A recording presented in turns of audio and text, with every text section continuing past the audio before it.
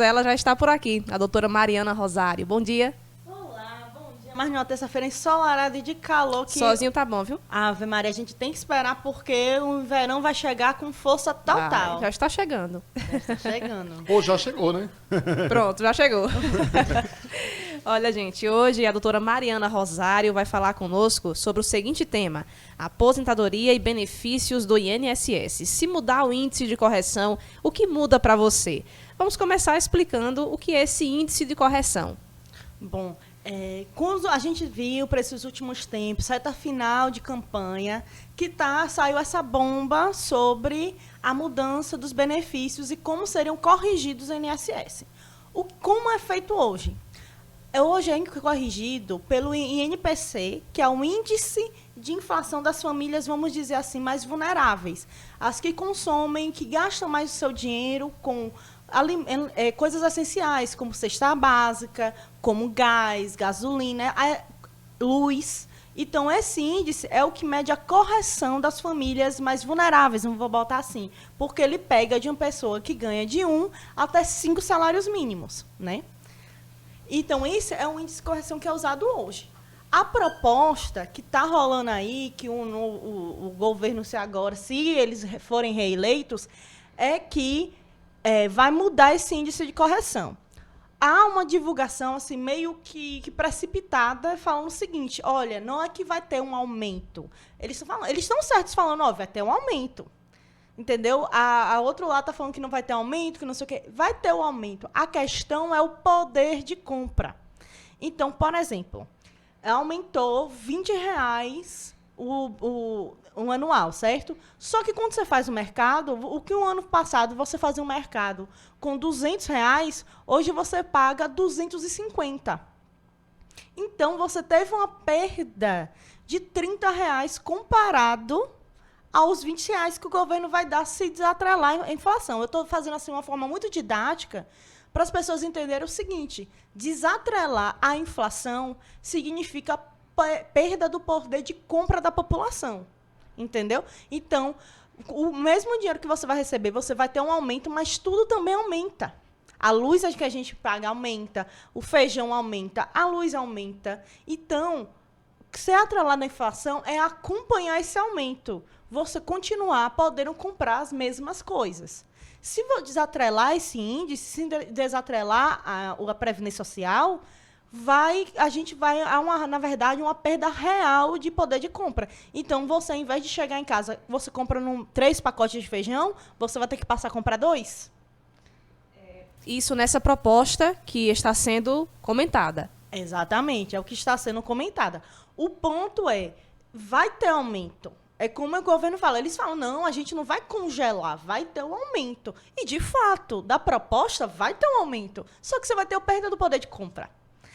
Por exemplo, porque os índices que medem a inflação aqui no Brasil é o IPCA, que é o maior índice, que inclusive é um índice considerado a inflação, que mede das famílias que ganham de um salário mínimo a 40. E é o mais amplo, né? O IPCA é justamente isso, preço do consumidor amplo. Então, pega serviços, então pega o preço da sua manicure, o preço de um carro, tudo. O IPCA é tudo. O INPC é o que é usado para o benefício, só que são de pessoas que ganham menos. Então, é de 1 a 5 salários mínimos, que é o que essa população usa mais para serviços essenciais. Quem ganha de 40 salários mínimos, se aumentar um feijão de R$ 1 para 4, 5, 6 reais, provavelmente ele não vai continuar comprando.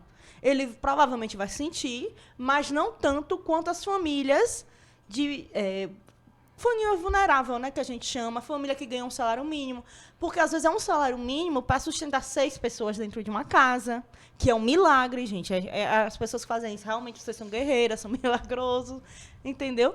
Então, tem isso. E o INSS, querendo ou não, movimenta, principalmente nesses centros pequenos que a gente mora, muita parte da economia.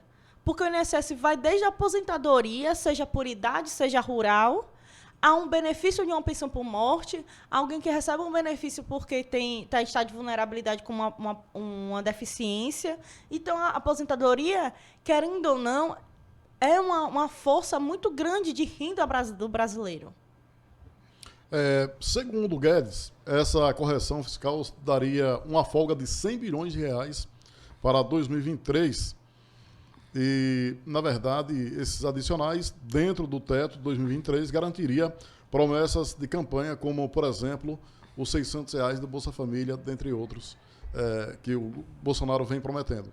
Segundo o próprio Bolsonaro, ele deu, na verdade, uma declaração corrigindo essa fala do ministro da Economia, Paulo Guedes, mas o que trouxe, na verdade, foi uma insegurança maior, principalmente para aqueles que dependem do salário mínimo para se manter, né? Exatamente. O que foi discutido, até onde fiz as pesquisas, é que Paulo Guedes quer fazer o seguinte: ele quer encher um pote tirando de outro pote. É basicamente isso. Ele quer meter a mão na correção monetária da Previdência, que isso vai afetar quem recebe e quem deixa de receber. Gente, se, por exemplo, a maioria dos brasileiros fazem plano de aposentadoria. A gente tem uma cultura de trabalhar e se aposentar pelo INSS. Sim. É uma cultura. Poucas pessoas pensam em fazer uma renda passiva, trabalhar, fazer outras coisas para ganhar dinheiro na velhice. É a cultura do brasileiro. A cultura do brasileiro é trabalhar e se receber pelo INSS. O que ele quer fazer? Ele quer tirar do INSS para suprir o buraco fiscal do dinheiro que está pagando o Auxílio Brasil. Tudo na vida, gente. Tudo você tem que tirar de algum lugar. Que, segundo o próprio governo, o que foi já votado na LDO, ano que vem já está tudo ok para ser R$ 405 o Auxílio Brasil e não R$ 600 como está sendo falado aí na campanha do presidente Bolsonaro. Para quem não sabe, um orçamento público é uma coisa complexa, porque, como ele falou, tem a LDO. O que é a LDO? É a lei que vai reger o orçamento... Exatamente, que vai prever o do ano que vem. Então, um governo ele tem que fazer uma lei que vai prever orçamento de 4 anos, do ano que vem, e tem que seguir aquele plano. Né? A gente sabe como viu, inclusive, o que aconteceu com Dilma, por exemplo, que era considerada as pedaladas fiscais, que hoje é considerada legal. Né? Vamos esquecer que depois de coisa de Dilma caiu, eles passaram uma lei considerando legal como se fosse a famosa pedalada fiscal. Mas o que eu quero dizer aqui é o seguinte: muita gente está falando, isso é uma invenção, que ele não vai tirar, que a aposentadoria vai ficar do mesmo jeito, que a gente vai ganhar que nem os Estados Unidos, porque os Estados Unidos ganham menos, tem menos direito trabalhista. Gente, não é assim. A gente está no Brasil, a gente trabalha com a estrutura do Brasil, com as leis do Brasil. Não tem como, dia para a noite, a gente virar os Estados Unidos. Isso é irreal. E o que é o fato? Fato que muita gente ganha pelo INSS. Seja uma aposentadoria rural, como eu já disse, seja o que for. E ele quer tirar do INSS para pagar o Auxílio Brasil. Não é todo mundo do INSS que ganha Auxílio Brasil. Vamos dizer alguém que ganha o teto do INSS, que é 7 mil e pouco, se eu não me engano agora. Ele não ganha o Auxílio Brasil, mas ele vai perder o poder de compra dele e isso vai se diluindo por anos. Então, vamos dizer, esse ano que vem, ele perde em 100. No outro ano, ele perde em 200. No outro ano, ele perde em 100. Com o passar dos anos, o que uma pessoa comprava com 4 mil, não compra mais depois. Esse é o problema. É o que a gente vê pelo nosso próprio salário. Normalmente as pessoas têm não é todo mundo que tem um aumento de salário expressivo o tempo todo. O que você comprava hoje é o mesmo que você comprava em 2019? Não é. Ninguém mudou demais. Exatamente. Então é isso que eu quero dizer. Olhe para vocês. Vocês recebem INSS? Vocês recebem algum benefício? Tem alguém na sua família que recebe? E avise, olha, o que tem aí é o poder de compra. Você que compra 1 quilo de carne por semana, vai ter que comprar 500 gramas. Essa é a questão. Vai ter um aumento. Como eles estão batendo, vai ter um aumento. Isso é uma fake news que eles estão dizendo. Isso é uma mentira. Vai ter um aumento do salário mínimo, vai ter um aumento, porque eles querem ainda, inclusive, tirar o do salário mínimo. Tanto no INSS como em salário mínimo, eles querem desvincular. A questão, o poder de compra é importantíssimo. Porque quem ganha 40 salários mínimos, ele vai sentir, mas não vai sentir tanto quanto a pessoa que ele vai conseguir acompanhar a mudança, né? Exatamente. Isso. Mas talvez, como a senhora mesmo explicou, ele não... quem ganha um salário mínimo, então, seria o mais prejudicado. Quem recebe um salário mínimo de aposentadoria, nessa mudança de Paulo Guedes, seria, no caso, o mais prejudicado. Os mais que ganham menos serão mais prejudicados. Principalmente quem tem como a renda principal, né?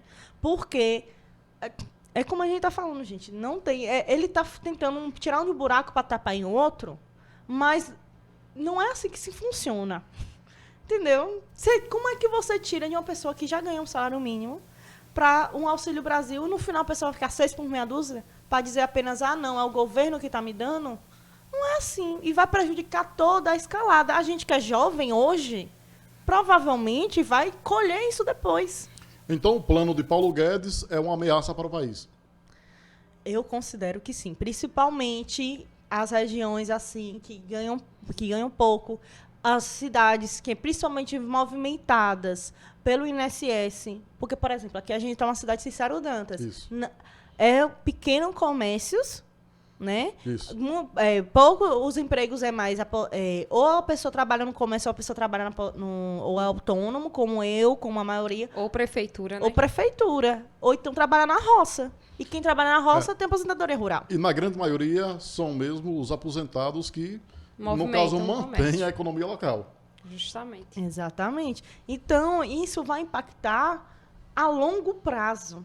Porque no início, vão sentir, mas não vai sentir no tanto. Mas a gente, quando for se aposentar, pode ser que a gente possa se aposente ou não, né? Tem isso também, que já mudam tantas regras que a gente que trabalha, provavelmente a gente nem vai se aposentar. Começa por aí. A gente vai ter que dar os nossos corre, como diz a história, para se aposentar. Mas quem está próximo a se aposentar, por exemplo, vai colher isso. Não é uma coisa que vai refletir em um ano.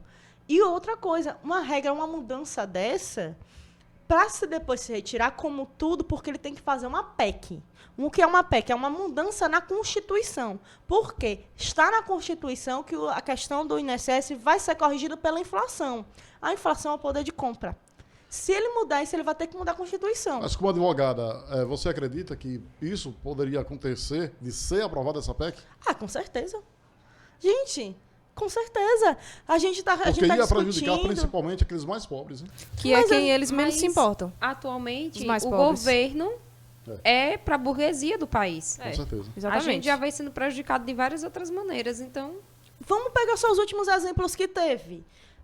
Tem uma PEC para tirar a questão que a gente já falou aqui sobre o bem de família, que por mais que você deva, você tem o direito ao seu teto. Tem essa PEC. Tem o Auxílio Brasil, que é questão até, vamos dizer, é legal, né? Porque passou, mas é imoral você botar um empréstimo, como a gente já falou aqui, sobre a questão do empréstimo, que eu já falei que não era para assim, só fazer assim, no último caso mesmo, porque a taxa de juros é 3 vezes maior do que praticado pelos bancos. E os bancos já são altíssimos. Inclusive, a Caixa Econômica Federal foi proibida, de ontem para cá, de esses consignados serem feitos, principalmente agora nesse período, porque estava trazendo um número muito grande de pessoas que recebiam o Auxílio Brasil a tomar empréstimos consignados. Porque o pessoal fala assim, não, empréstimo consignado, Auxílio Brasil, como se fosse dado dinheiro para o governo. Gente, não é nada dado. Você não tá, o governo não está te dando dinheiro, o banco não está te dando dinheiro ali.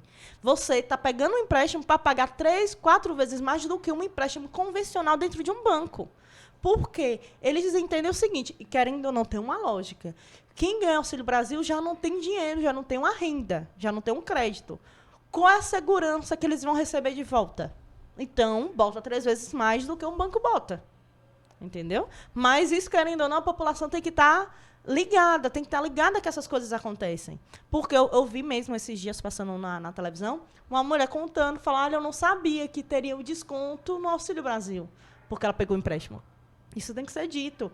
Porque o que acontece muitas vezes, botam um contrato cheio de juridiquês para a pessoa, de causas difíceis. Muitas vezes a pessoa mal sabe ler, é um analfabeto funcional, que só sabe escrever o próprio nome, e querem que ele esteja pleno para tomar todas as decisões da vida dele.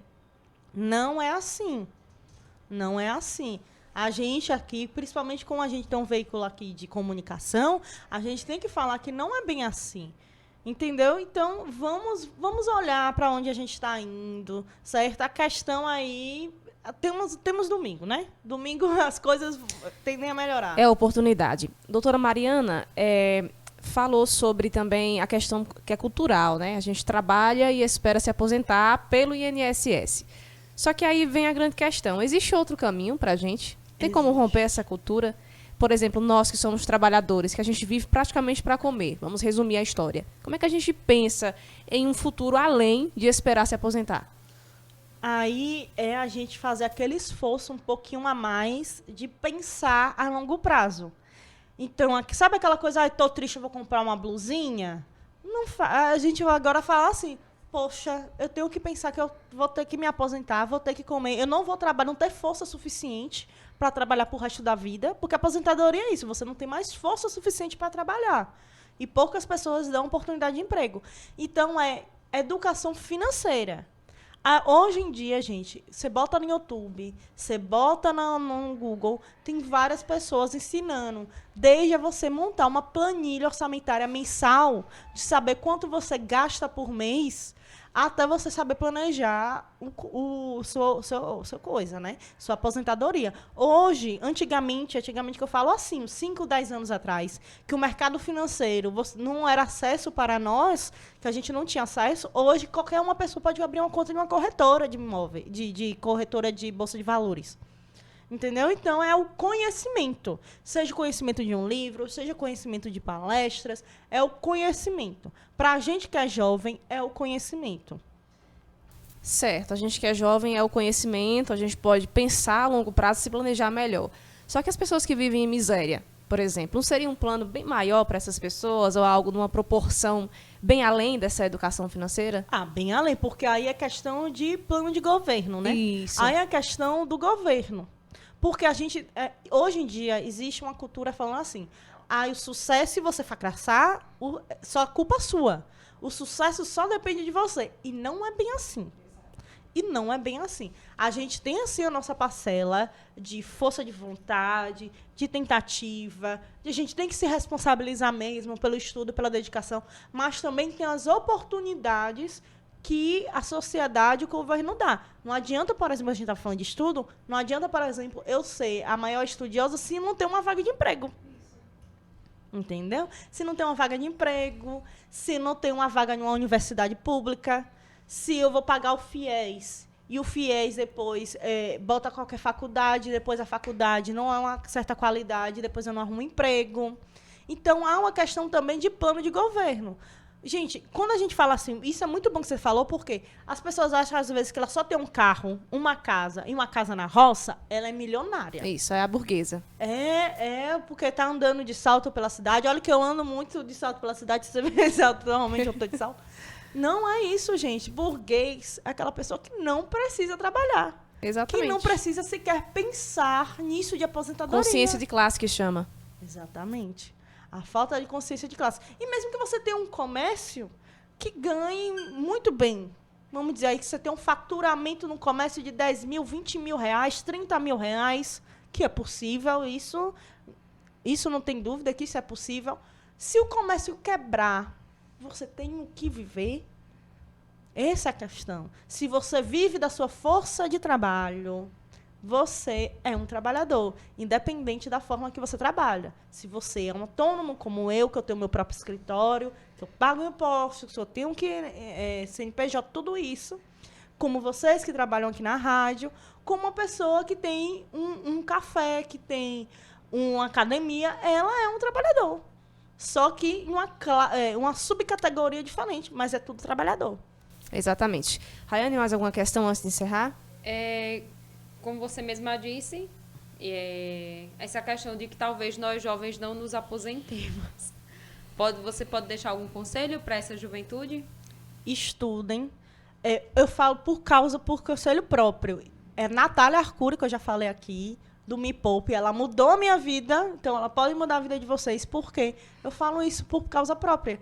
Eu achava realmente que o futuro de qualquer um a gente tinha que trabalhar para se aposentar. E trabalhar, arrumar um emprego, estudar, trabalhar, arrumar um emprego e aposentar. E a vida e as formas de a gente ganhar dinheiro é muito mais do que isso.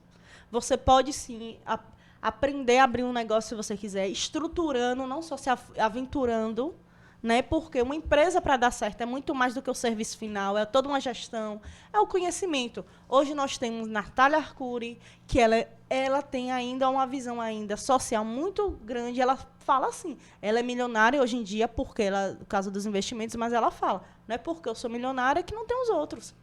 Então, sigam, gente, estudem. E porque a gente não pode, infelizmente, deixar tudo na mão do governo. A gente sabe que tem a questão aí, porque é uma coisa que a gente não pode controlar.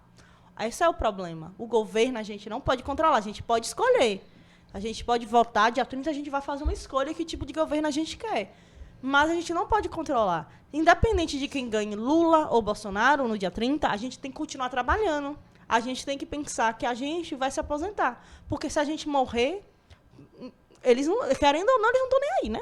Eles não conhecem a gente, a nossa intimidade, as nossas vontades, nossos desejos. Então, é o conhecimento. O conhecimento liberta. Tony, algo para encerrar rapidinho? Não. Pronto, então Pode ser. concluímos aqui. Palavras finais e obrigada. Bom, caso vocês queiram mais conhecimento, tudo, eu tenho uma página no Instagram, marianarosario.dv, que inclusive ontem eu fiz um post sobre como colocar os custos de colocar um imóvel no seu nome, né? Com cálculo real, certo? Com a tributação daqui de Cícero Dantas. E o site marianarosario.com. E espero você semana que vem. Ok, então até semana que vem. Até.